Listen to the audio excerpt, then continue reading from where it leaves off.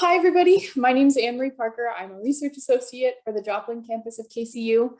Today, I will be introducing student Dr. Katherine Wu, who is a first-year medical student. Student Dr. Wu is currently a first-year medical student at KCU from Houston, Texas. During undergrad, she did clinical and translational neuroimaging research in urology and music therapy. She completed a senior thesis in magnetoencephalography, MEG, a neuroimaging technique for pediatric epilepsy, and worked as a research scientist in pediatric and infant MEG for her gap year at the Institute for Learning and Brain Sciences in Seattle, Washington. Katherine is currently interested in pursuing pediatrics and surgery, and in her free time, she likes to play the piano, hike, and find new coffee shops to explore. So with that, take it away, student Dr. Wu. Thanks, Anne-Marie, for the introduction. So, hi, everyone. Thank you so much for being here on a Friday afternoon. I know it's late and research week was this week, but thanks so much. And I'm presenting today on pediatric and infant magnetoencephalography, or MEG for short. All right, so just a little bit about me. There's me on the left, and I'm a first-year medical student on the Kansas City campus, but I'm originally from Houston, Texas. I was born and raised there. And I did my undergrad at the University of Texas in Austin, where I did my senior thesis in pediatric MEG, as Anne-Marie said. And from there, I took 2 gap years and working in infant MEG in Seattle, Washington, where I worked at the Institute for Learning and Brain Sciences, or iLabs for short. And this was part of the University of Washington in Seattle. So they're my 2 cats. They're at home in Houston, unfortunately not with me here in Kansas City. And the top one is Bandit, she's my girl, and the bottom one is Bouncer. They're actually brother and sister. Bandit's the girl, Bouncer is the boy. And that's my family on the right, my parents and my grandparents, and we were just on vacation in Canada. But coincidentally, the hat that Bouncer's wearing is just a grapefruit that I carved out for him, but it actually looks somewhat similar to the MEG helmet. So let's jump into it. All right, so most people have heard about EEG, which is electroencephalography, but not many have heard about MEG.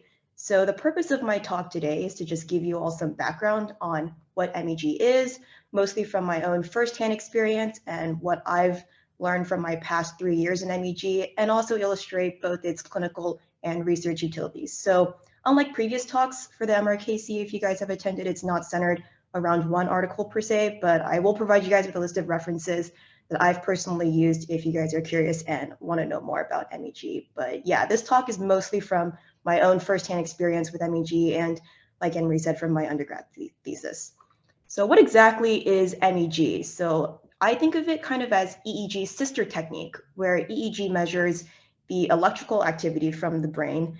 MEG measures the magnetic fields that are induced by these intrinsic electrical currents that neurons produce. So in this manner, it's a neurophysiological and it's completely non-invasive. As you can see here in the leftmost picture, that's just a subject sitting in the MEG machine. And what we like to tell kids is that, oh, you're sitting in an upside down toilet bowl, which is that white helmet. And it's completely non-invasive, it's very safe, there's no radiation, there's no strong magnetic fields like MRI. What the machine is measuring is just the natural magnetic fields that your brain normally produces. And usually it's called a brain imaging technique, but this is kind of a misnomer in that unlike MRI or magnetic resonance imaging, you don't actually produce a structural picture of your brain. MEG really only gives waveforms in the same way that EEG does. So you'll see like your alpha, beta, theta waves. And like I said, it measures magnetic fields generated by your normal intrinsic brain activity, both at rest, sleeping, or during any functional tasks. And MEG was actually first introduced in 1968, and around 1972 was when it was formally introduced into the medical field as a clinical tool. But it's actually had some trouble gaining clinical traction. And again, to this day, a lot of people actually aren't familiar about MEG, but it actually is pretty popular for research in children and adults for studying cognitive development and language learning. And it's actually pretty commonplace in a pre-surgical workup for epilepsy surgery. So again, I just want to share with you guys the utility and the benefits of using MEG, and hopefully you guys understand what its true potential really is. So moving on, Just a little bit about how MEG works. So magnetic fields produced by the brain are tiny. They're so small. They're on the order of femtoteslas, which is 10 to the negative 15th power. So pretty small. And compared to the Earth's magnetic field, that's about 10 to the negative fourth and 10 to the negative fifth Teslas. So there's really two problems here when we're trying to measure the brain's field. So we need something super powerful to measure the tiny magnetic fields produced by the brain. And B, we need some way to cancel out the magnetic field interference from just the Earth's gravitational pull, and also just the intrinsic magnetic fields that would exist from like within the building that we're taking the measurement from. So power lines, electrical equipment, all of that has the potential to generate interference. So to solve the first problem, the MEG system uses something called SQUID channels, which stand for superconducting quantum interference devices. And the main word here is superconducting. And in order for these channels to be very sensitive to the tiny magnetic fields, we rely on the superconductivity of these channels, and we achieve that by essentially bathing these channels in liquid helium. They have to be very, very cold for the superconductivity to work. And they're arranged in a rigid helmet around the head. And unlike EEG, where all the sensors are just physically placed on the head in kind of like a mesh-like cap that I'll show you guys later, for MEG, all these sensors are invisible, so to speak, to the naked eye. They're arranged in that system. You see on the left where that man's head is in the upside down toilet bowl. They're all arranged there. And then the sensors just collect the brain activity from there, and you don't actually see it happening. And to address the second problem, which is canceling out all the noise that would be coming from the Earth's magnetic field and like the power lines and electrical equipment, we have something called a magnetically shielded room, or abbreviated as an MSR. And this is basically a small soundproof room that is lined by copper, and this serves to just cancel out as best as it can any magnetic interference, so the signal from the brain can be as independent as possible. And we like to say that the MEG measures a whole head coverage signals by 306 channels, and the image on the right is what we'd see pop up on the computer. So if I was managing a scan right now, the subjects would be inside the MSR, and then I would be outside in a data analysis room, and the image on the right would be what I would see pop up on my computer. So all of those little squiggly lines are the waveforms directly measured from the brain, and that's what EEG looks like as well. So for analysis, there's something called source localization, and this is basically describing how the MEG system interprets where the active neuron is coming from. So for example, let's say a sensor on the top of my head here lit up and it measured a signal. So how do we know that just because this sensor lit up, how do we know that the neuron under that sensor is the one that's actually producing the signal?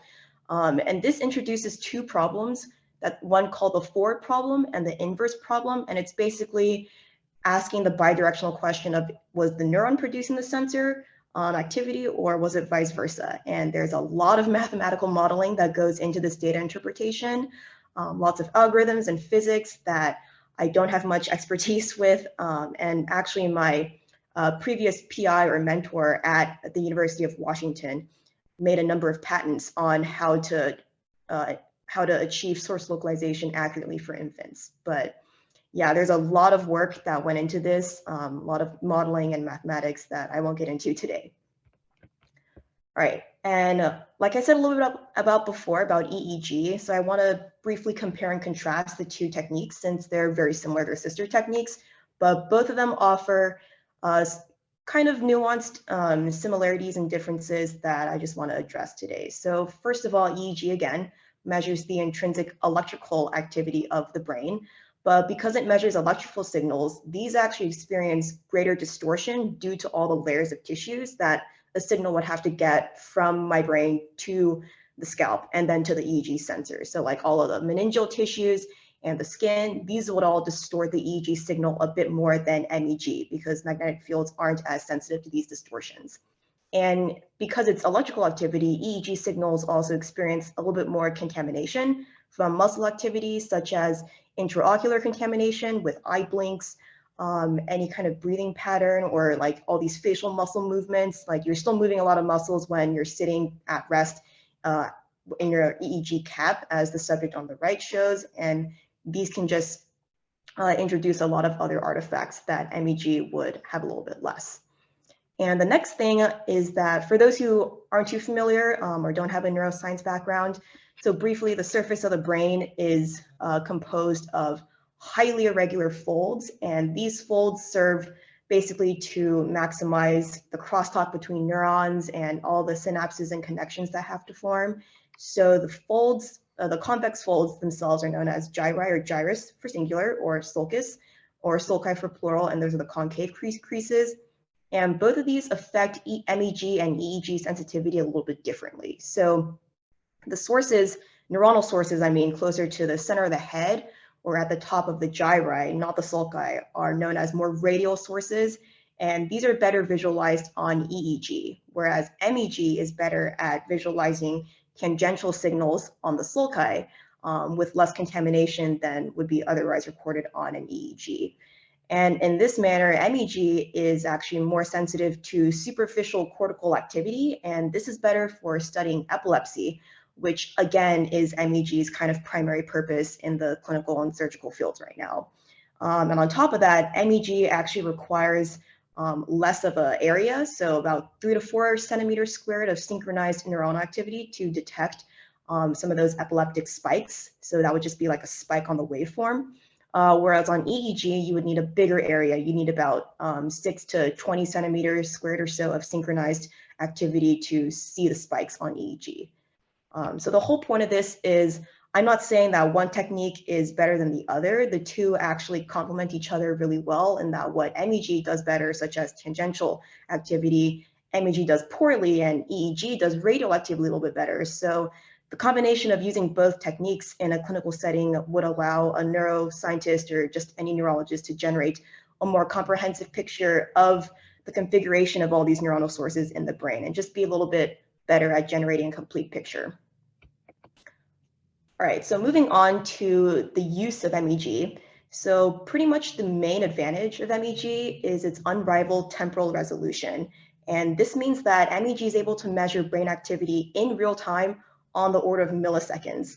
And while humans, like, milliseconds aren't that perceptible to us, the computerized models that take the MEG waveforms and put them into a human recognizable picture, the millisecond temporal resolution is perceptible to these models. So the data will be generally more cleaner and more accurate to what the brain is doing at that moment that the subject is sitting in the machine compared to EEG or even MRI. And the other big use of MEG is that MEG itself is just waveform. So like I said, it's not quite brain imaging. You don't generate a complete picture. But when we superimpose those MEG waveforms onto a structural MRI picture, we get something known as magnetic source imaging, or MSI for short. And these are basically functional brain maps that we've co-registered or superimposed MEG on MRI with to generate a full picture of the brain with pretty accurate localized activity of what's happening in the brain in real time. And this leads me to clinical utility of MEG, and I'm going to separate this into 3 big categories. So most of the utility of MEG rests in preoperative guiding. So letting surgeons know exactly where they want to be once they're in the surgery, localizing normal, abnormal areas, and also helping surgeons double check their work. And this leads to better intraoperative accuracy and better postoperative outcomes with minimal deficits. So let's jump into preoperative utility of MEG. And as I've said before, MEG is most commonly used in clinical settings to localize normal and abnormal brain areas, and this is all done non-invasively. So the purpose of this localization, and when I say localization, I mean basically using MEG to figure out what specific area of the brain is active. So the purpose of localization is twofold. The first one is to help surgeons determine which areas are abnormal, and in the case of epilepsy patients, which areas are the ones that are spiking up and producing these epileptic sources. And these are the ones that need to be removed in surgery. And then on the other hand, what are brain areas that are critical for normal function and need to be preserved and just not touched at all during surgery. And these areas are actually known as eloquent cortex, which are critical brain areas that would result in loss of sensory processing, motor activity, and language abilities. So basically areas that keep your speech and motor movements eloquent, so to speak. So eloquent cortex. And it's just an umbrella term for all those brain areas. And this is where we come into sensory motor mapping. And that's basically using those MSI maps I showed you earlier to just make a map of the most important sensory and motor areas that need to be preserved in order to have a successful outcome. And currently the gold standard to localize these areas is not MEG, it's something known as intraoperative electrocortical stimulation. And this is where a neurosurgeon would physically perform a craniotomy and go into the brain, open up the skull, and place electrodes directly on the exposed cortical surface of the brain to measure physiological activity. So this is the most accurate and most direct because you are actually stimulating the brain to see where it's active, as opposed to MEG, which is externally recording brain activity. But of course, this gold standard is invasive. So whenever we have a non-invasive approach that can yield generally the same results, we would always opt for the non-invasive approach. And the last part about the preoperative utility of MEG is just double checking someone's surgical candidacy. So a lot of the pre-surgical stuff for epilepsy patients is using MEG to make sure that surgery is the basically last possible route that these patients need in order to have a good quality of life. Most epilepsy patients, that require surgery are those who are refractory to medications, or basically medications have stopped working for them completely and surgery is their last resort. So using MEG can help surgeons confirm that, yes, this is what we need to do in order to improve their quality of life. Or maybe MEG localization might show that no, surgical intervention is not the best course of action and we could pursue something alternative and non-invasive and not do surgery. So this leads to important patient populations that can use these preoperative indications of MEG. So the first one I mentioned are these drug-resistant epilepsy patients, but localizing abnormal versus normal areas are also really important for patients who are about to undergo surgery for brain tumors. So what are the margins of the brain tumor versus what are the areas that need to be preserved? This is, again, really important to minimize deficits once patients come out of surgery. And there's also growing bodies of literature suggesting that MEG can actually be good for research in patients with dementia, depression, Alzheimer's, and autism spectrum disorders. So there's a lot of potential here. But with that said, there are limitations in using MEG clinically. The first one is cost. MEG is very, very expensive. It's 20 to 50 times more expensive than setting up an EEG system. And most of this derives from the fact that MEG needs liquid helium bathing those squid channels that I talked about earlier constantly. Like if the squid channels get too warm, even like 1 degree too warm, then they're basically non-functional and they cannot serve their purpose of measuring the tiny magnetic fields that the brain produces. And this was actually one of my responsibilities when I was working at iLabs in Seattle. The liquid helium has to be filled every week. And that's not just purchasing that really expensive tank of liquid helium that you can see in the picture on the left. That's actually my coworker, Steve, who's doing the more manual part of the job, which is pumping that balloon. And that gets the liquid helium from that giant canister through the siphon and then into the system, which you can't see in the picture. But yeah, that was my responsibility. And it's honestly a pretty finicky process that doesn't go super smoothly. The main problem is if oxygen gets into the siphon and then it causes this whole blockage, and lots more protocols to remove that blockage and get the liquid helium in. So it's not just cost, it's precious time otherwise. It's about a 2 to 3 hour process. So this could be a time that could otherwise be spent doing research or using the system. Like the system is completely down when we do liquid helium fills. And when I was actually transitioning out of iLabs, my previous workplace before medical school, they were in the middle of buying a new machine for $3 million that incorporates something called liquid helium recycling. So instead of just having the helium be used up after a certain number of scans per week, they found a way to recycle the liquid helium so that we don't have to purchase that expensive canister every week and we don't have to take the 2 to 3 hours to fill it up. So that's the main one, but there are advancements to kind of mitigate the cost. And the second big limitation, especially in a pediatric population, is compliance.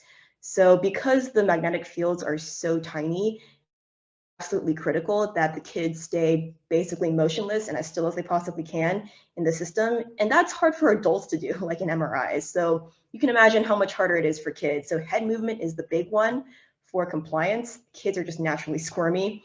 And also depending on the age, kids could have more difficulty with listening to instructions, following the directions we give them for, like, do you press a button once every 2 seconds, or just following task-dependent instructions like that. And also, again, depending on age, some children may have a harder time than others being separated from their parents briefly, whether they're in the MEG room or if their parents can't accompany them via the whole scan preparation process. So this was actually something that I sought to address in my senior thesis. And our main goal was basically to look at an easier motor task, that button pressing task that I alluded to earlier during functional MEG scans, and if an easier motor task like this one would localize to the same brain area or cortical area that the previously standard kind of harder motor task that the hospital used for children who were about to undergo surgery for epilepsy. And this was all done at the Dell Children's Hospital in Austin, Texas, under the supervision of my thesis mentor.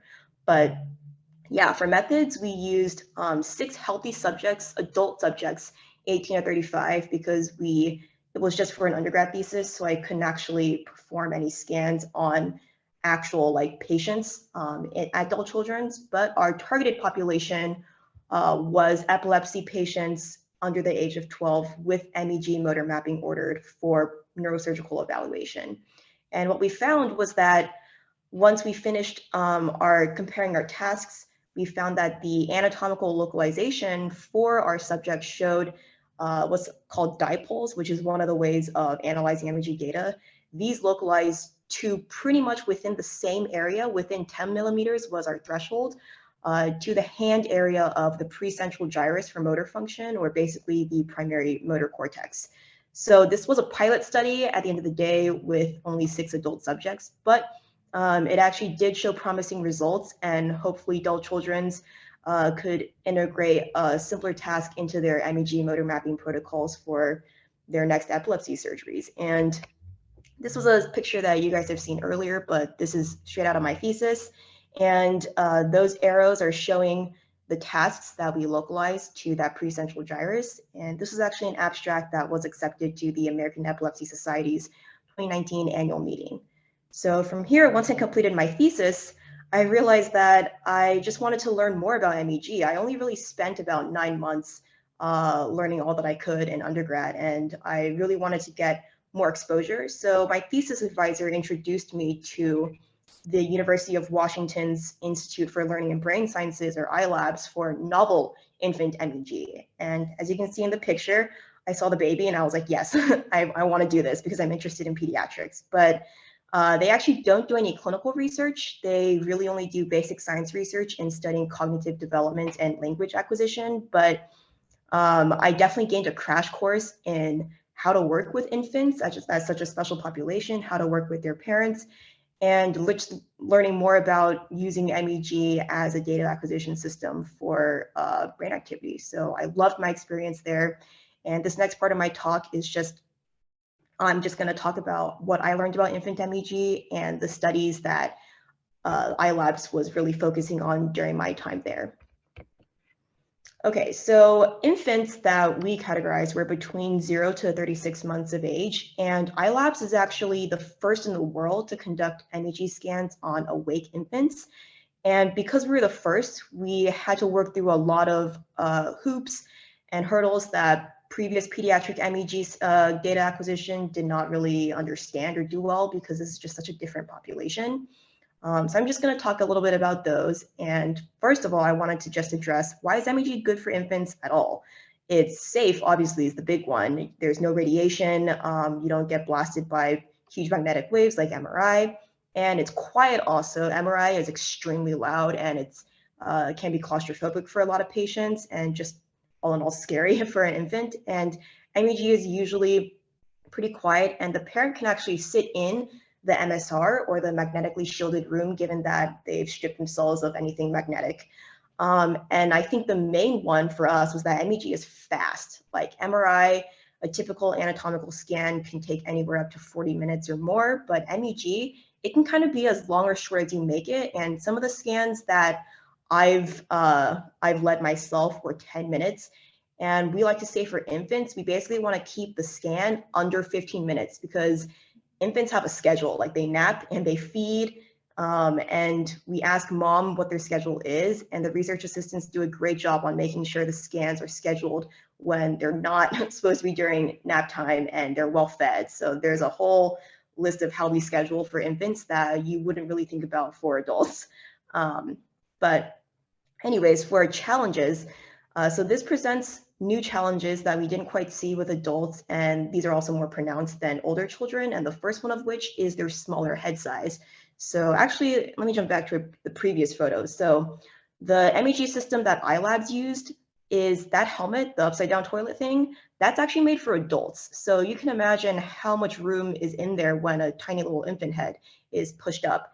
And the way we combat that is to put foam padding around their head, or put any kind of padding inside the helmet itself that helps keep the infant's head a little bit more stable and help us generate better data for source localization. But regardless of what we do, the baby's going to squirm, they're going to cry, they're going to scream. So like, just at the end of the day, no matter how hard we work to keep the head still, and no matter what adaptations we make, infant data is going to be worse than children data, and definitely much worse than adult data. And because their body is so small, when they sit normally in the MEG machine, their shoulders are closer to the helmet. So when their heart is pumping, that's also electrical activity. So we get greater cardiac artifacts, and we basically see those as like more spikes in the data. And those also have to be cleaned and removed during post-processing. And like I alluded to before, one of the main challenges about working with infants is just their focus and attention, and having either too little or too much stimulation. So the main difference between what pediatric and infant MEG looks like is something called toy waving. So as you can see in the photo on the left, that's one of my research assistants, and she's holding up a pinwheel to distract the infant. And this is actually a pretty rare scenario where the infant is really happy. He's really cute, but most of the babies are screaming, they're crying, and they basically have to be distracted when I'm basically working on the back of their head, like the photo on the right. I'm just poking around there, and they obviously don't like that. So distraction has to serve many purposes. It has to keep the infant calm and happy, but not too happy. Otherwise, they'll get arms flapping and legs flapping, and that's not good either for what I'm doing there. And what I'm doing there is called digitization. And this is something that anyone undergoing an MEG scan has to do.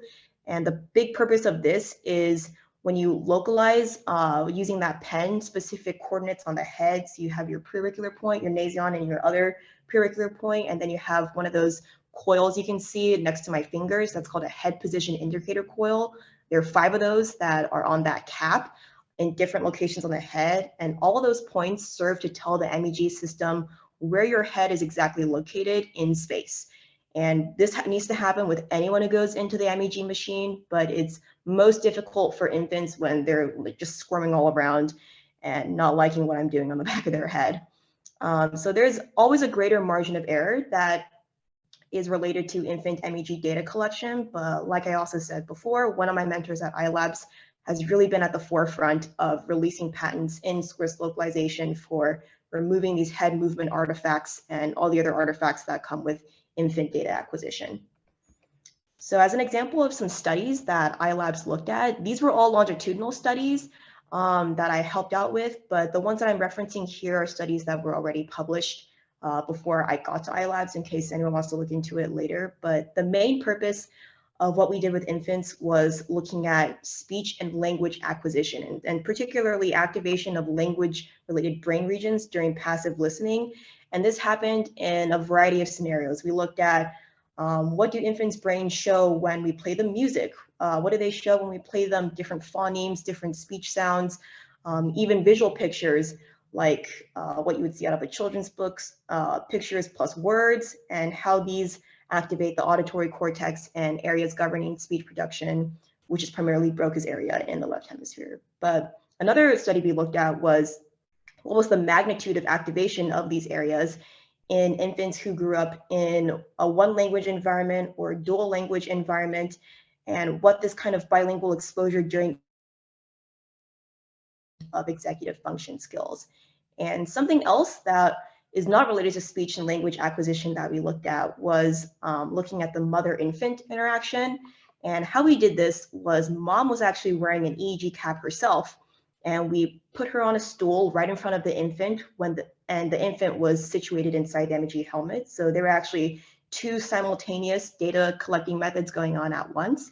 And the main objective of this particular study was to look at the impact of mindfulness training on the mom and how that impacted the maternal-infant relationship. And we compare that with the other experimental group who basically just received a normal module on nutrition. So there are lots of different ways to collect MEG and EEG data simultaneously to study infant learning development and also their interaction with mom and potentially other caregivers.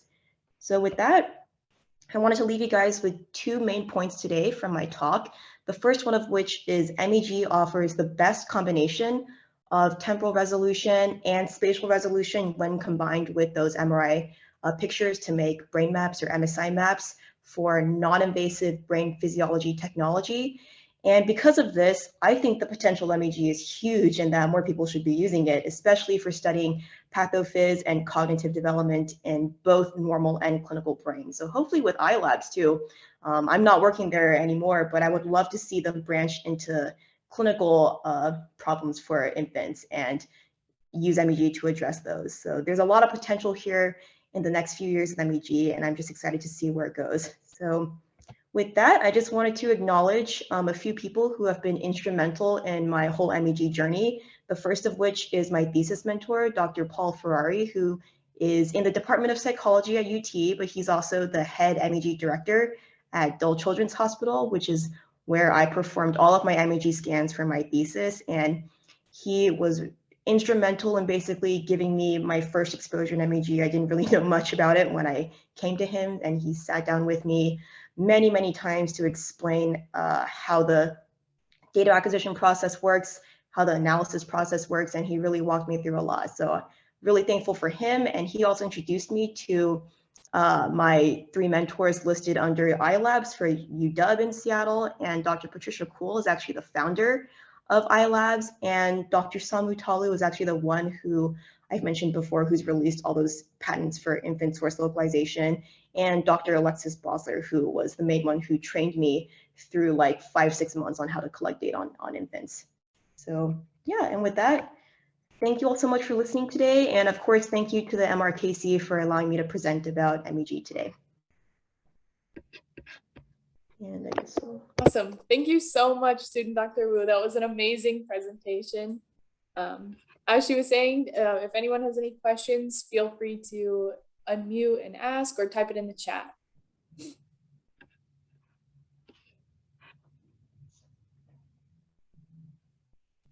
I actually do have a quick question. I might have just missed it, but how long does this one scan usually take? For infants or for children? For an infant. For infants, honestly, the main thing with scanning infants is you want it to be as fast as humanly possible. So like 5 minutes, honestly, would be optimal. But I would say generally, the preparation process is about 10 to 15 minutes, and then the actual scan itself is 10 minutes. So we block off like 30-minute intervals for each scan, but it is dependent on protocol. Like for the study I talked about earlier, where mom's wearing an EEG cap and she sits in front of the infant, that's a little bit longer since we have different blocks where the first block is mom's in front of the infant, and then the second block is mom sits out of the infant's line of sight, and that requires some repetition with the blocks. But if it's just an infant sitting in the MEG, like looking at a screen or listening to words, those are usually pretty quick, and those last around like 10 minutes. So we usually use we also schedule these scans based on the age of the infant, or if the baby has come in before and we know that they're kind of a fussy baby, then we can just kind of play around that and schedule different babies for what we think will tolerate best. Okay, awesome. Thank you. Any other questions? If not, thank you so much again. I really enjoyed your presentation. Everyone that is here, this is a weekly journal club, so please join us again next week for another really good presentation. Yeah, thanks. Thanks, Anne Marie, and thank you, Dr. Staudinger.